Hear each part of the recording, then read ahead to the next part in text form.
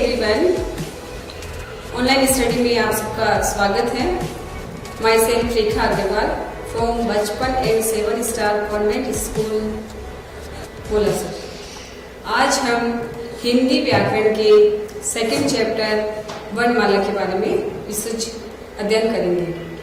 जैसा कि हमने कल भाषा के बारे में पढ़ा था, आज हम वर्ण के बारे में पढ़ेंगे। तो आपको सबसे पहले ये पता होना चाहिए कि वर्ण क्या होते हैं, वर्ण किसे कहते हैं। हमारे मुख से बहुत सारी ध्वनियाँ निकलती है, बहुत सारी आवाजें निकलती है। जैसे अपने घर में आप डेली देखते हैं फोन पे टिंग टिंग बजना, किसी का बोलना, एक दूसरे को पुकारना, तो ये सब ध्वनियाँ होती हैं हर एक। अब अपन अपने चलो मैं आपको बताती हूँ वर्ण के बारे में, और आपकी बुक यहाँ पे डिस्प्ले हो चुकी है, आप इसको ध्यान से पढ़ना। ओके स्टूडेंट्स, स्टार्ट करें। स्टार्ट। बच्चों, जब हम आपस में बात करते हैं तो हमारे मुख से ध्वनियाँ निकलती है। क्या निकलती है अपना हमारे मुख से? ध्वनियाँ। और वो ध्वनियाँ क्या होती है? जैसे एक मदर एक बच्चे को बोल रही है फल लाओ, तो अब आप देखेंगे फल दिखने में अपन को ये सिर्फ दो ध्वनियाँ दिख रही है, बोलने में भी दो आती है, लेकिन एक्चुअल में अपन अगर इनका विच्छेद करें तो अपन को पता चलेगा इसमें 4 ध्वनियाँ होती है। जैसे कि मैं आगे आपको समझाती हूँ। देखो बच्चों, फल की ध्वनि, अब अपन इसका विच्छेद कर रहे हैं। जैसे फल के नीचे हलंत लगने से अभी ये स्वर नहीं है, ओके। और फ आप बोल के ट्राई करो एक बार। फ उसमें ए का उच्चारण आ रहा है, लेकिन वो अलग से आपको नहीं बोलना है, फ के अंदर ही है। लेकिन जब आप हलंत लगाते हैं तो वो स्वर नहीं रहता है। उसी प्रकार ल में अभी हलंत लगा हुआ है, लेकिन आप जब ल बोलते हैं तो ल उसमें साइलेंटली ल आप बोलोगे ना, ट्राई करो, बाद में प्रैक्टिस करोगे तो आपको ये चीज क्लियर होगी। तो इसी प्रकार आप देखेंगे फ ल क्या हो गया, आप इसको वापस जोड़ेंगे, इस हलंत को हटा देंगे, इसको हटा। तो बच्चों देखो फल की ध्वनि क्या होती है? जैसे इसमें फ लिखा हुआ है, नीचे क्या है हलंत, तो अभी ये स्वर रहित है। आगे ए लिखा हुआ है, फिर ल लिखा हुआ है, ल के नीचे हलंत है, तो ये क्या है? अभी स्वर रहित है। लेकिन जब इसमें ए मिलेगा तो ये स्वर सहित होगा। तो इस अब उसी प्रकार लाओ की ध्वनि ल क्या अभी स्वर रहित है, प्लस इसमें आ मिलाया तो क्या बन गया? ला प्लस ओ तो अपने आप में स्वतंत्र स्वर है, तो क्या बन गया? ये कितने हो गए? 1 2 और 3, तो क्या बन गया? ल प्लस आ प्लस ओ, लाओ। तो कितनी ध्वनियाँ निकली? 3 ध्वनियाँ। आगे बच्चों समझ में? आगे अपन फ ए ल ए तथा ल आ ओ ध्वनियाँ ही वर्ण है। जैसा कि अभी मैंने ऊपर बताया कि ये सब ध्वनियाँ ही जो अपने मुख से जो ध्वनियाँ निकलती है वही वर्ण है। वर्ण भाषा की सबसे छोटी इकाई ध्वनि होती है। वर्ण भाषा की क्या होती है? सबसे छोटी इकाई होती है, जिसके और टुकड़े नहीं किए जा सकते। जैसे कि फ इसका और छोटा टुकड़ा नहीं किया जा सकता, ए इसका और छोटा टुकड़ा नहीं किया जा सकता। इसी प्रकार सारे वर्ण और स्वर व्यंजन, इनके किसी के भी और छोटे टुकड़े नहीं किए जा सकते, उसे ही वर्ण कहते हैं। अब वर्ण के कितने प्रकार होते हैं? वर्ण 2 प्रकार के होते हैं। पहला स्वर और दूसरा व्यंजन। स्वर हिंदी में 11 स्वर होते हैं। हिंदी में कितने स्वर होते हैं? 11 होते हैं। और वो कौन कौन से होते हैं? ए आ ई उ री ए ओ औ। हिंदी में 11 स्वर होते हैं और वो ये होते हैं ए। क्लिक करना चाहिए मुझे वहाँ, अनइंस्टॉल क्यों गए, अनइंस्टॉल वहाँ क्रॉस क्रॉस क्रॉस ऊपर क्रॉस।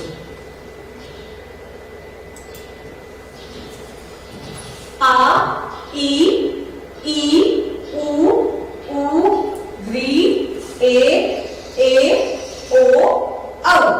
ओके बच्चों, हिंदी में 11 स्वर होते हैं और व्यंजन 33 होते हैं।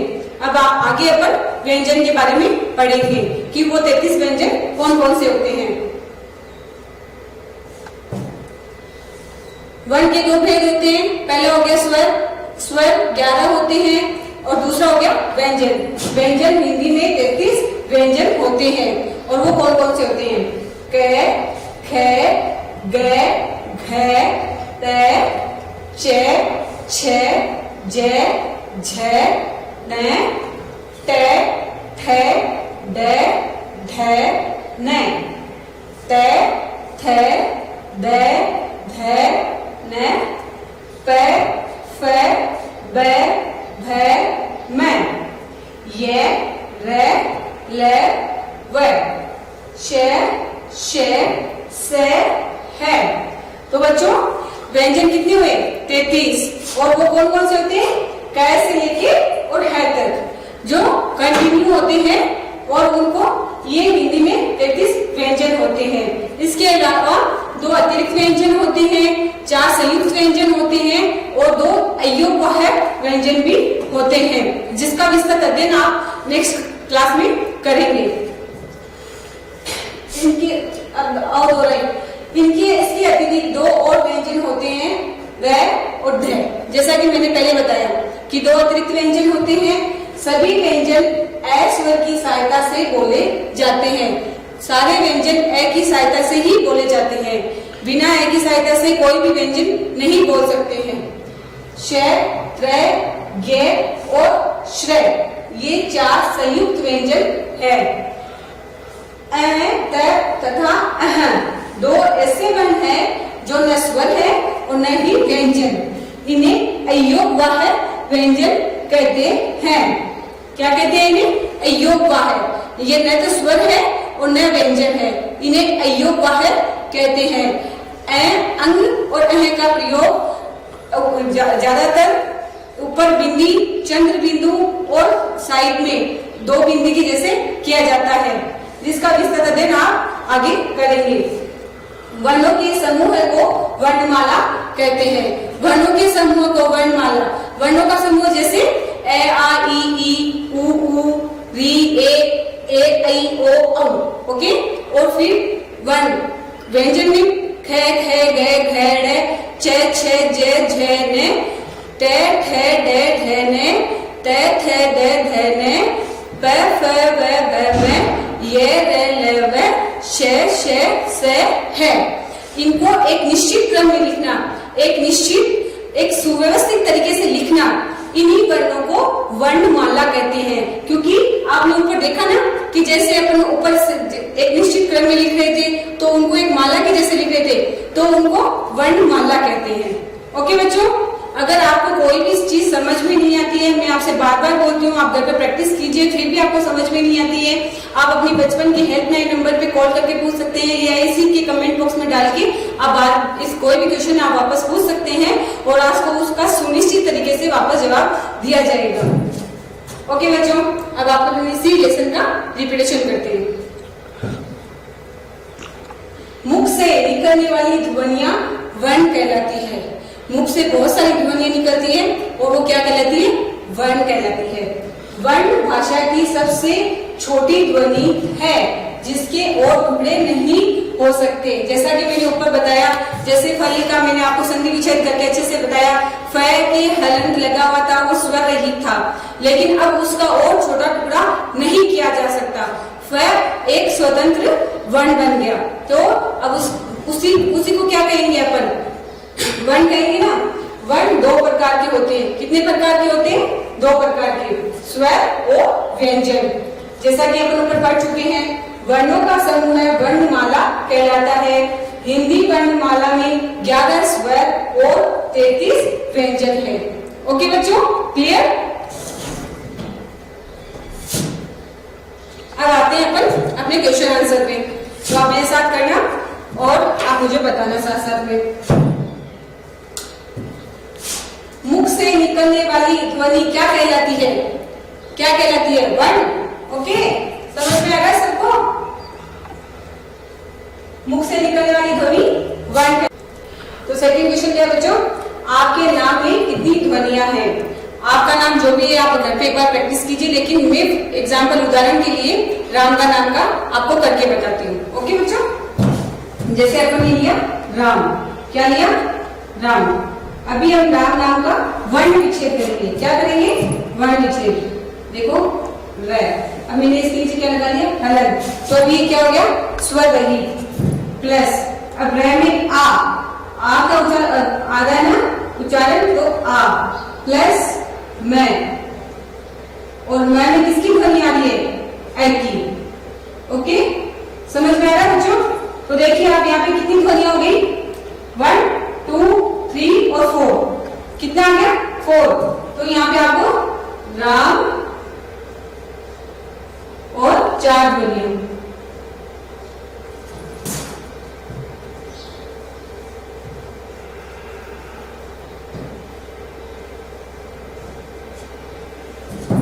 इसी प्रकार आपको अपने नाम का वर्ण विच्छेद करके देखना है। आप बार-बार प्रैक्टिस करोगे तो आपको आ जाएगा। नेक्स्ट क्वेश्चन,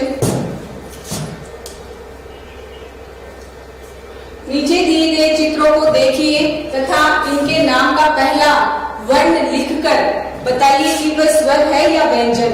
अब जैसे आपको ये पहला पिक्चर दे रखा है, अब आपको ये बताना है कि ये वर्ण स्वर है या व्यंजन। स्वर क्या क्या होते हैं और व्यंजन क्या क्या होते हैं आप अपन ऊपर पढ़ चुके हैं। ए आ ई ये होते हैं स्वर, और क से लेके है तक ये होते हैं व्यंजन। तो जैसे क, ये घड़ा, क्या बनाया हुआ है यहाँ पे? ये घड़ा। तो घड़ा का पहले वर्ण क्या हुआ? घ। अब ये स्वर है या व्यंजन? व्यंजन है ना, तो ये अपन ने यहाँ पे क्या लिखा? व्यंजन। सेकंड पिक्चर क्या है? एनन। तो आपको यहाँ पे एनन। ओके बच्चों, तो अब आप बताएंगे आप मुझे ये स्वर है या व्यंजन? क्या है ये? स्वर। तो अपन यहाँ क्या लिखेंगे? स्वर। ओके बच्चों, नेक्स्ट क्या है? इमली। तो आपको यहाँ पे क्या लिखना है? इमली, ई। ओके बच्चों, अब बताइए आप ये ई क्या है? स्वर और व्यंजन? स्वर। तो आपको यहाँ पे क्या लिखना है? स्वर। नेक्स्ट क्या है? थर्मस। तो आपको यहाँ पे क्या लिखना है? थ। अब थ क्या है? स्वर है या व्यंजन?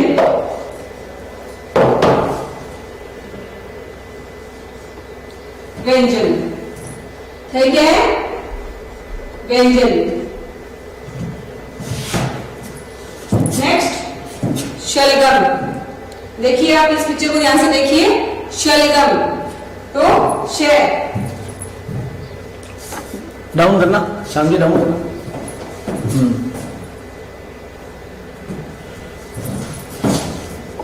ये क्या है? श। और श क्या है? स्वर और व्यंजन? व्यंजन। तो आपको क्या लिखना है यहाँ पे? व्यंजन। ओके बच्चों, ये आपको समझ में आया? नेक्स्ट क्वेश्चन करें? ओके,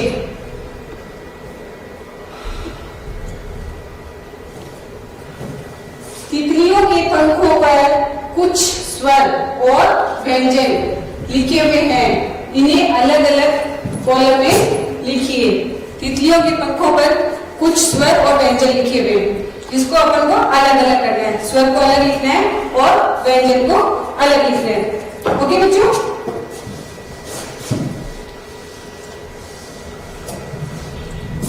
जैसे अपन को एग्जाम्पल के लिए दिया गया है, ये ए है और ए स्वर में आता है। ओके, और ये च है, च किस में आता है? व्यंजन में। तो यहाँ पे ये व्यंजन में लिखा है। उसी प्रकार प किस में आता है? व्यंजन में। तो अपन को व्यंजन में क्या लिखना है? प। नेक्स्ट त। त किस में आता है? व्यंजन में। तो अपन को क्या लिखना है यहाँ पे? त।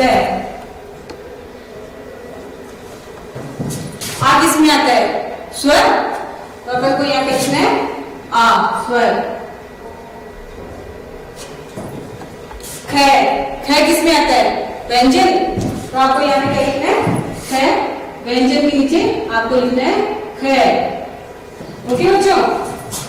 नेक्स्ट ए किसमें आता है? स्वर में, आपको क्या लिखना है?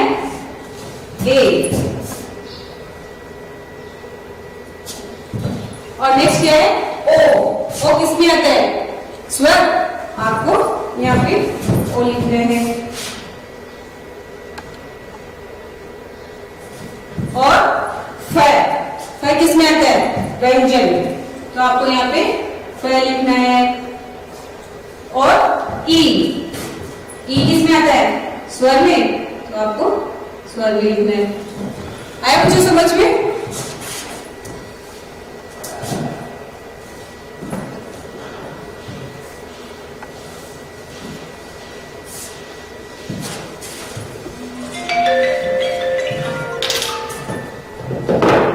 अब देखिए नेक्स्ट क्वेश्चन, दिए गए शब्दों की सहायता से खाली स्थान भरिए। ये अपन को कुछ शब्द दिए गए हैं और अपन को यहाँ पे रिक्त स्थानों की पूर्ति करनी है। फॉर एग्जाम्पल, स्वर संख्या में 11 होते हैं। 11 है या होते हैं, एक ही बात है। वैसे ही अपन को क्या करना है? वर्ण कितने प्रकार के होते हैं, मैंने आपको ऊपर बताया था। और इसमें से आपको देखना है कि कौन सा आएगा। तो वर्ण कितने प्रकार के होते हैं? 2। तो आपको यहाँ पे क्या लिखना है? 2। क्या लिखना है यहाँ पे? 2। उसी प्रकार मुख से निकलने वाली छोटी से छोटी ध्वनि क्या कहलाती है? वर्ण। क्या कहलाती है? वर्ण। तो आपको वर्ण लिखना है। व्यंजन संख्या में 33, ये लिखना है 33 है। ओके बच्चों, वर्ण भाषा की सबसे छोटी इकाई है, तो आपको यहाँ पे क्या लिखना है? छोटी इकाई है। ओके बच्चों। नेक्स्ट क्वेश्चन,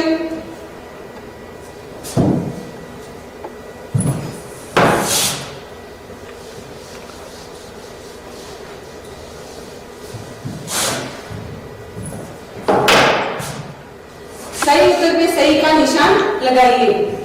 अब आपको क्या करना है? अतिरिक्त व्यंजनों की संख्या कितनी होती है? अतिरिक्त व्यंजन कौन कौन से होते हैं? ड और द्व, तो कितने होते हैं? 2। तो यहाँ पे आपको राइट का निशान लगाना है। कौन सा संयुक्त व्यंजन नहीं है? संयुक्त व्यंजन कौन कौन से होते हैं? श, त्र, ज्ञ और श।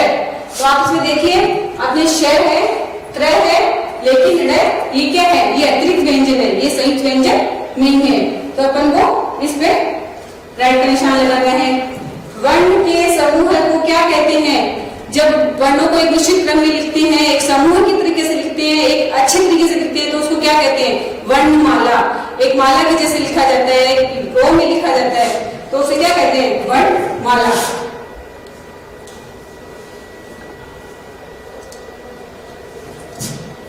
ये बच्चों, ये रचनात्मक क्वेश्चन है, ये आपका होमवर्क है, उसकी प्रैक्टिस आपको खुद से करनी है। फिर भी आपको कोई भी पिक्चर समझ में ना आए तो आप कमेंट बॉक्स में या अपने बचपन की हेल्पलाइन नंबर पे कॉल करके पूछ सकते हैं और आपको उसका आंसर डेफिनेटली मिलेगा। और फिर भी मैं आपको एक बार समझा देती हूँ। जैसे ये है अदरक, तो यहाँ पे लिखा हुआ है अदरक, ये किसका पिक्चर है? अभी आप गर्मी में सबसे ज्यादा क्या खा रहे हैं? आम, तो ये आम लिखना है यहाँ पे। ये क्या है? इडली, तो ई लिखना है। फिर नेक्स्ट, ये दोनों क्या बना रहे हैं? ईद, तो यहाँ पे आपको ईद लिखना है। और ये क्या है? उल्लू, तो उ लिख दिया। आगे समझ में? आपको खुद से करना है। और ये क्या है? ऊन, एडी, एरावत, ओखली और औजार। ओके बच्चों, आपको इसकी प्रैक्टिस बार बार में करनी है, फिर भी ना आए तो आप पूछ सकते हैं। उसी तरीके से आगे का क्वेश्चन है, व्यंजन के प्रत्येक वर्ग का पहला वर्ण एक सेम पर लिखा है, अन्य सेमों पर आप छूटे हुए वर्ण लिखिए। जैसे कि पहले सेम पे क लिखा है, सेकंड पे आपको ख लिखना है, ग, घ, ढ। फिर नेक्स्ट पे लिखा हुआ है च, फिर आपको लिखना है छ, ज, झ, न। फिर लिखा हुआ है टे, फिर आपको लिखना है ठे, ढे, ढे, ने। नेक्स्ट आपको लिखना है, ये तय लिखा हुआ है तय, थे, दे, धे, ने। पे, फे, बे, भे, में। ये, रे, ले, वे। शे, से, है। ओके बच्चों, ये आपको कंप्लीट करना है।